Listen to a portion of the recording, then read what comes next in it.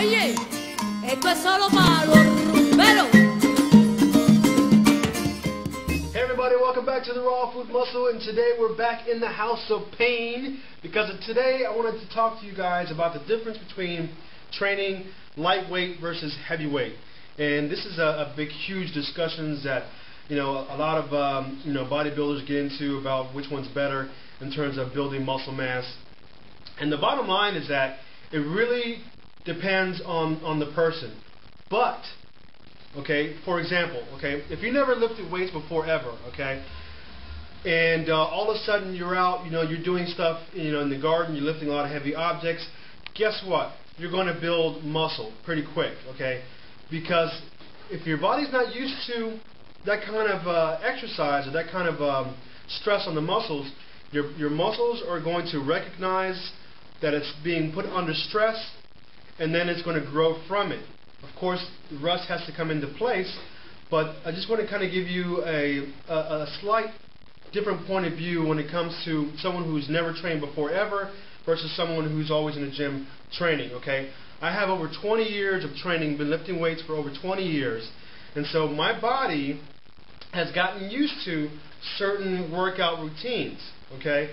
Now, I normally do like a 4-day split routine. I do like chest and triceps day 1, back and buys day 2, shoulders and traps day 3 with neck, and then legs on day 4. And I usually do abs and forearms and calves within those days. So what happens is my body will get used to a certain routine, and it will start to plateau. So in order for me to switch it up, so my body can be kind of confused of what's going on, I will change my routine up a little bit, okay? Now I still do the same amount of reps and sets, but I still mix it up. So for example, I prefer to train heavy weights with low reps, okay? 6 to 8 reps. I really believe that doing heavier weights really pushes the muscles to an expansion point, okay? Now this is important to understand the resting period after this, because if you train hard enough and your muscles are sore, it's important to take that next day off, and this is why I have my days split up, so I don't have the same body part I'm training the very next day, okay? So when you're training and your body's kind of getting used to a certain routine, it's good to switch it up. So there are times where I do a lot of heavy weight, low reps, but then I'll switch it up and do high reps, lightweight, okay? So I'll do like 15, maybe even 20 reps on a particular exercise, okay? Or maybe I'll switch it up in one whole workout routine. For example, yesterday or the day before, I did chest and triceps, okay? I did flat bench for 4 sets, incline for 4 sets, decline for 4 sets, and then flies for 4 sets, but I did the pec deck, and I did that for about 15 reps, okay? So I went from doing 6 to 8 reps to a high rep movement.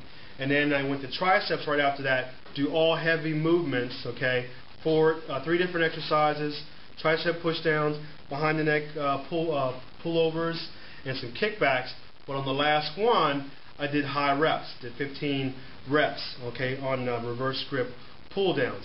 So, and when you're training, a lot of bodybuilders, they'll tell you when they're training in the off season, it's usually heavy weight. It's usually putting on the mass, putting on the bulk by pressing heavy weight with low reps, and you can go as low as even 4 reps. A good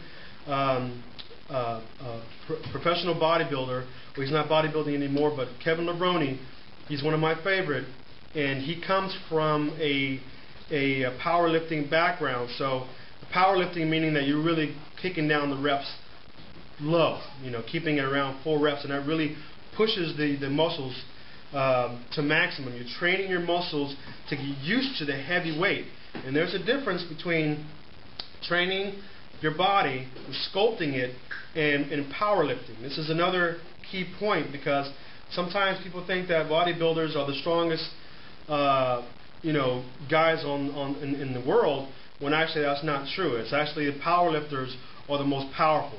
because they train to be powerful. They train to lift extremely heavy weights.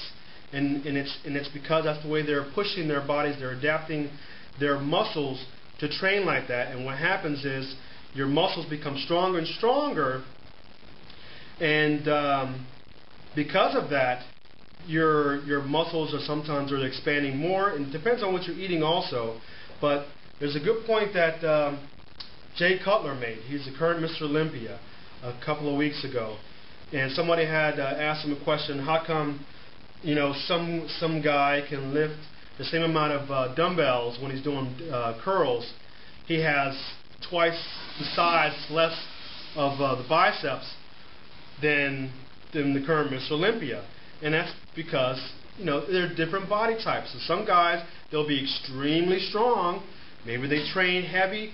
They push their muscles to that point, so their muscles are actually stronger, but not necessarily have the size. Okay, so it's also kind of, you know, important to understand the genetics to this as well, because genetics play a big part. Some guys are going to be more susceptible to getting bigger faster, while other guys are going to be, you know, more the lean body types, and that's just their genetics. Okay, so that also plays a big point when you're, you know, trying to understand how come you're not looking a certain way. You know, and you also have to kind of remember that, you know, everybody has different body types, so not everybody's going to have the same exact body type. Some guys are going to be tall and lean and very thin, and other guys are going to be more wider, bulkier, and sometimes it's easier for somebody to be lean, where other people have to work harder to get to that point. For me specifically, my body type is more on the bulky side. Okay, I would have to work extremely hard if I wanted to get extremely lean body. Okay, I'm not saying it can't be done, but my genetics and my metabolism, because that's also a big part of it too, my metabolism is not as fast as it used to be. I'm not as young as I used to be, so I have to work harder now to get my body to burn fat. Of course, nutrition is a big part of that, so staying away from a lot of the starchy stuff is a big point. So when you're training to gain muscle mass, it's important to understand to push your muscles to the maximum. Okay, push your muscles so that they're sore the next day. And I'm not saying that when you first start off you train really hard so you can't move. That's not the safe way to do it. You want to, if you never trained before, you want to gradually move up from a beginner level type of workout to more, you know, medium to advanced workout, because what's going to happen is if you train hard, you get gung-ho, and you're in the gym, you're doing biceps, you know, triceps, whatever, the next day you're so sore that your arms, you know, are not going to be able to move.